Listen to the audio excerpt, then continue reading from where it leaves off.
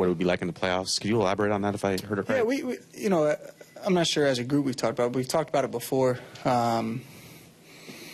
We have these, a lot of times, long, kind of drawn-out, boring spring training meetings.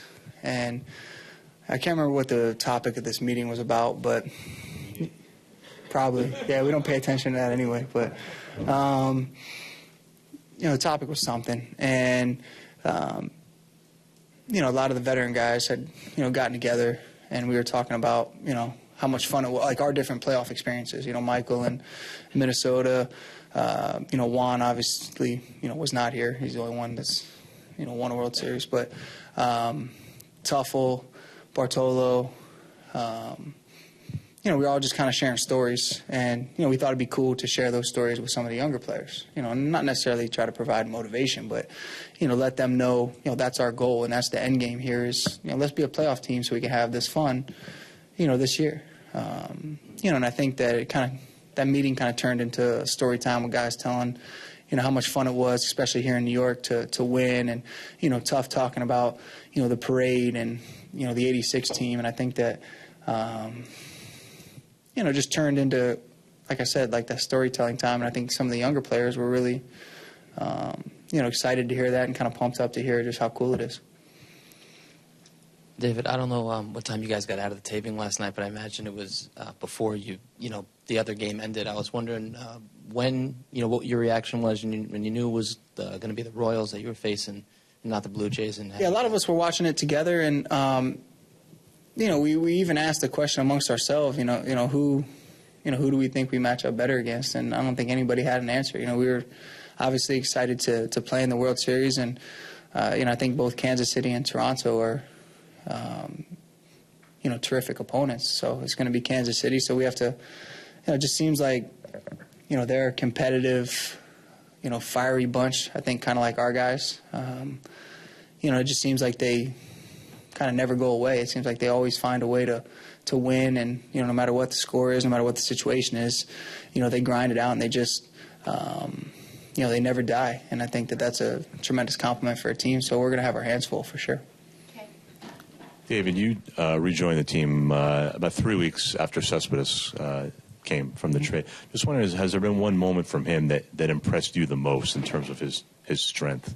Well, I think it's not just his strength. He can fly, too. When he gets down the line on some of those infield hits or hits a ball in the gap here, I mean, you're talking about stand-up triple. So I think that's what makes him so dangerous is the combination of, you hear about five-tool players, but he is the definition of a five-tool player where, he can obviously hit for power. His throwing arm, might be second to none in the game. The way he runs. But, the thing that I think has impressed me most and maybe I just didn't quite know about him from him playing in the American League is just when he gets hot, I mean, it's, he can put the whole entire offense on his back and kind of carry you for, a week, 10 days, 2 weeks at a time. And I think that, it takes a special offensive player to do that.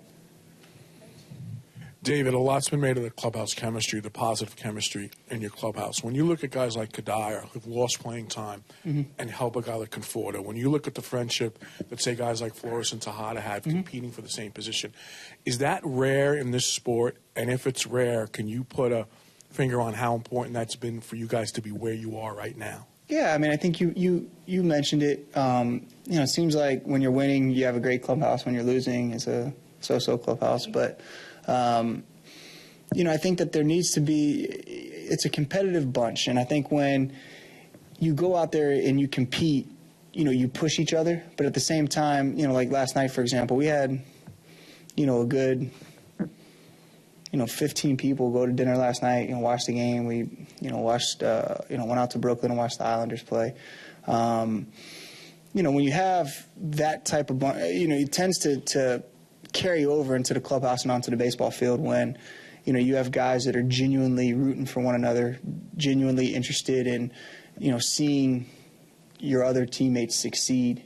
I feel like that's when guys are more – they get runners over. They do the small things that maybe hurt themselves statistically, individually, but help the team. I think when you have that type of relationship with your teammates, that shows up on the field, and I think that this is what we have. We're talented, but we got guys that go out there, play the game the right way, play the game unselfishly, and especially come playoff time, come crunch time, those are the guys that you want on your team. Dave, when Sandy and Jeff met with you before you re-signed here, you talked about the plan that they presented to you. Do you remember how detailed that plan was, and how closely do you think they've been able to follow that in order to get it? Yeah, I mean, the first thing that we discussed was the starting pitching in our minor leagues, and I think Sandy would even probably be somewhat shocked with just how good all of them have been. I mean, it's very rarely do you mention 4 or 5 guys that are in the minor leagues, and you fast forward a couple years and all of them are these types of pitchers. So we talked about that. We talked about the type of trades, the type of free agent acquisitions that that were Sandy's type guys. And that's all. And I'm sure part of it, from me was, the loyalty. I had faith, in Sandy. I trusted that, when we're battling for first place, come the trade deadline, that we would have the pieces to go out to get a Cespedes, to go out and, make some of those moves that we've made. So I think, it was a combination of, the faith, the trust, how he spoke about, those pitchers that we had in our minor leagues. And, yeah, I mean, it was pretty detailed. It was, a lot of hours kind of spent together and discussing, all of these younger players and the types of players that Sandy wanted to go get. David, you've played with Daniel Murphy for 8 years now. How happy have you been for him during the streak, specifically the curtain call in Game 2? Yeah, I mean, it's, I mentioned Cespedes, being able to carry a team offensively, and, Murph certainly has been historically great, in these playoffs. I mean, it's just, as an offensive player, as a hitter, you understand how difficult it is to do what he's doing. And then on top of that, you throw in that it's the postseason and you're doing it against Kershaw, Greinke, Arrieta, Lester. I mean, that just makes it, even more ridiculous. So, you almost wish that, we could go right into the World Series, with the way that he's seeing the ball. But, as a friend, as a teammate that has been around him a long time, he spends more time in the cage and more time talking about hitting, than maybe anybody I've ever played with. So, I'm glad to see, all that hard work and all those hours in the cage and all that, all those adjustments with his swing, paying off in a big way. David, at the end of spring training, you guys met as a group, talked about experiences in the playoffs. I think Tuff was in there too, talking about what this place is like if you could get here, if you could get the World Series. Like, how important do you think that was, just as far as setting the tone throughout the season? Just one of these have replay. Wow. Welcome, Mark. I'll just play with you. No. Seriously or no? Everyone in favor? Okay. Is that all right? If it's on tape? You do want me to do it again? I'll do either one. Okay. All right. David, yesterday a lot of players talked about your leadership and things they've learned from you, and that it really created this close-knit atmosphere you're talking about, whether it's the storytelling or going out to dinner. And what did you really initiate this year that was different as a leader to get these results both in the clubhouse and on the field? I think that's part of the challenge and something I take, seriously when you have that honor bestowed on you, the captain. I think that it's, more than just, what you do on the field. It's trying to make people feel comfortable. It's trying to make, kind of the mesh of the younger players, the veteran players, how these younger players feel when they get called up or spring training, trying to make them feel welcome. Because I remember as a young player, I got called up and it was a veteran group. And if those veterans wouldn't have gotten on me a little bit and brought me into the family, I would have felt very uncomfortable, and I don't know if I would have been able to go have the success, that I did have. So I think it's important to create an atmosphere early on in spring training where, guys know that it's business when we need to get our work done, but also, it's kind of that family feel and kind of you have a bunch of big brothers helping out, your younger brothers. So, I've always respected the way that the Cardinals, have approached their philosophy, the way that they kind of do things. So I reached out to some of the Cardinals players to see, if there's anything that I could do better, on our team. So I think that I got some pointers for them, with Kevin Long coming over from the Yankees. There were some things that I wanted to ask him, about how the Yankees do things. So I think it's, it's always trying to ask questions and try to, not baseball stuff, because there's only so much, you can try to do on the baseball field. But I think, away from the field, trying to create an atmosphere where, as we spoke about before, where guys are playing for one another and guys are, genuinely invested in their teammates, I think, makes for a much more enjoyable 6 or 7 months or 8 months, and creates kind of that winning atmosphere that everybody's always looking for. Okay. The Kimmel appearance generated a lot of buzz. I remember, I think, after Derek Jeter, after the Yankees won the World Series in 2009, Saturday Night Live had Derek Jeter host. I was just curious if you ever thought about that, and if the Mets do win the World Series, there's a good chance it could be asked. I don't know about that. It was fun. I've always said, and this is kind of dodging the question, but I got a chance to, when we won in 2006, there's crazy cool perks that you get being a New York, Mets baseball player.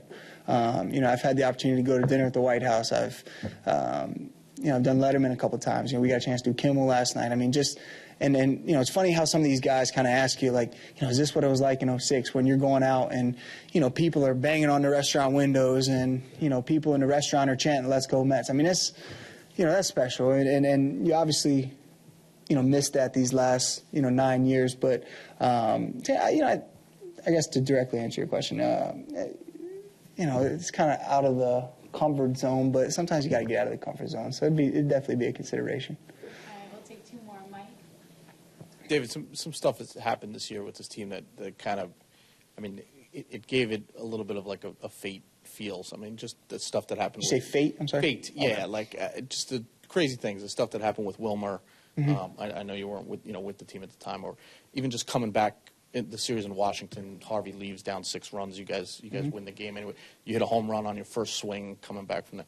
Was there a point, or once you got back, or where some things happened that started to feel like things, some really special things are happening that are going our way, and maybe it's a sign that.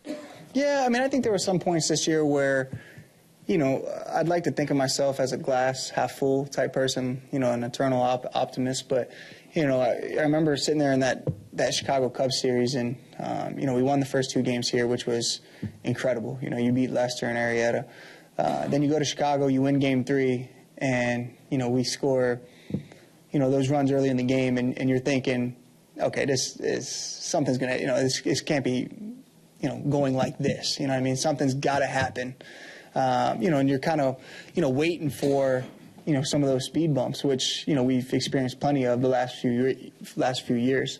But I just think that it's a combination. You go out there, you play good baseball, you're prepared, you have good players, you have good clubhouse guys, and it's nice seeing all that preparation pay off. So, yeah, I just think that throughout the year we've caught breaks. We've had some things go in our favor that just seems like when you're not winning, very rarely go in your favor. So, I guess fate's somewhat of a strong word, but I'd definitely say that, we've gotten some good bounces. We've gotten some breaks. We've had some things go our way that just seem like things like that go your way when you're playing well and when,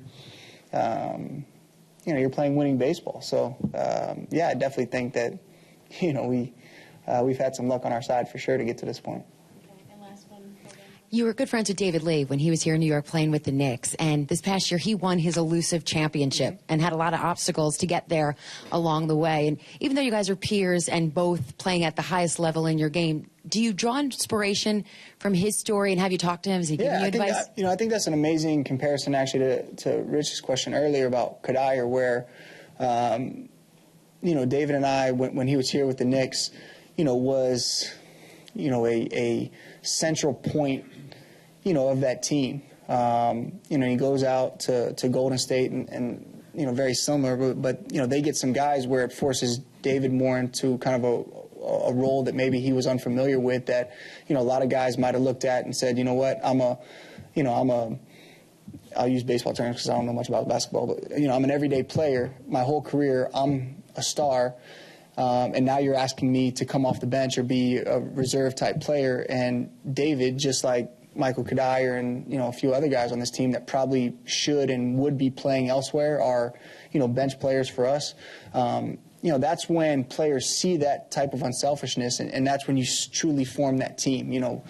David coming off the bench and making an impact, in the playoffs and winning that championship. You sacrifice everything at that point to, do what's best for the team and to win that championship. And we've certainly had numerous guys do that for this team. And again, I think that's when, you truly start buying into the team concept, and, you go all in and you buy in that, hey, this is a group of 25 guys, and everybody in that room is willing to make sacrifices ultimately to win a World Series.